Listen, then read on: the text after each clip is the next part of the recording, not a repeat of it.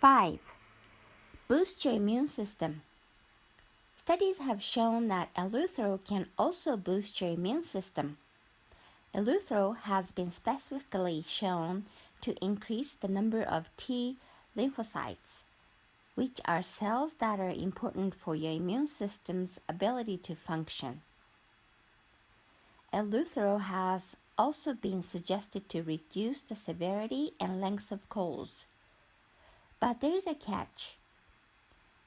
In order to Eleuthero to work in this way, you must have been taking it 72 hours before the symptoms of cold arise. This is very similar to how vitamin C works. So, if you notice that everyone around you is getting a cold, it may be wise to take some Eleuthero and vitamin C. 6. Physical performance.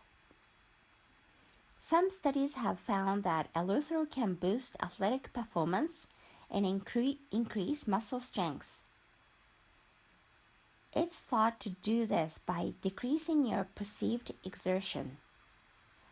In other words, it makes you more resistant to fatigue when performing. But the data is inconclusive, as other studies have suggested that Eleuthero provides no physical performance benefits. If you are looking to boost physical performance, a supplement that contains multiple adaptogens like Rhodiola rosea may provide better results. 7. Increases overall quality of life. Although there needs to be more research on the topic, Eleuthero has been found to improve mental health and social functioning, both of which are strong influencers of what determines a quality life.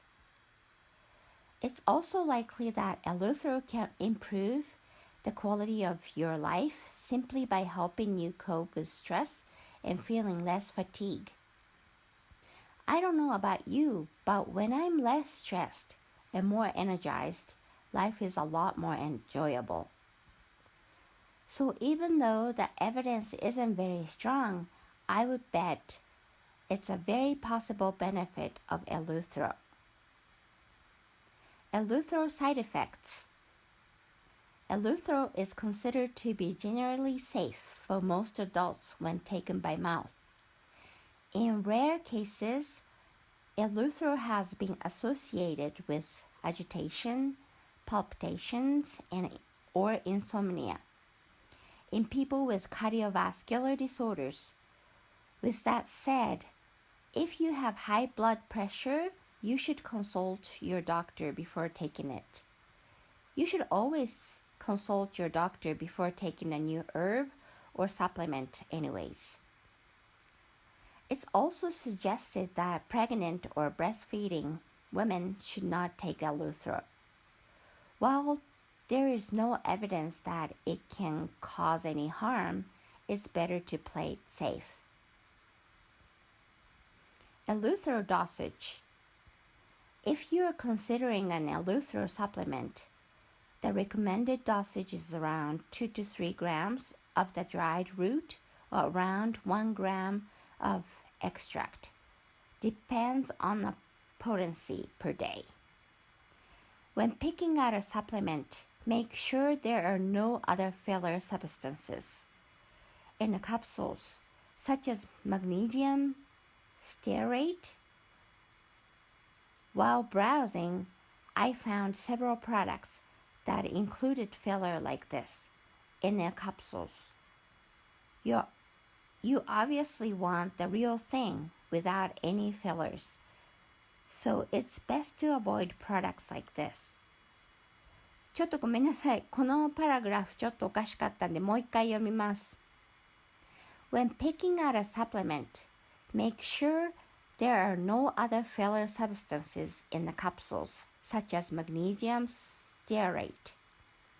While browsing, I found several products that included filler like this in their capsules. You obviously want the real thing without any fillers, so it's best to avoid products like this. If you want to just skip this research, I have done the work for you. Here's the Eleuthero products I suggest. Also, if you are looking at Eleuthero specifically for its ability to fight fatigue, you may want to consider a supplement that contains multiple adaptogens, as they tend to work better for fatigue. This is what I did, among other things, to cure my adrenal fatigue. Many of the studies that have looked at the effects of Eleuthero have noted that the effects wear off after a few months.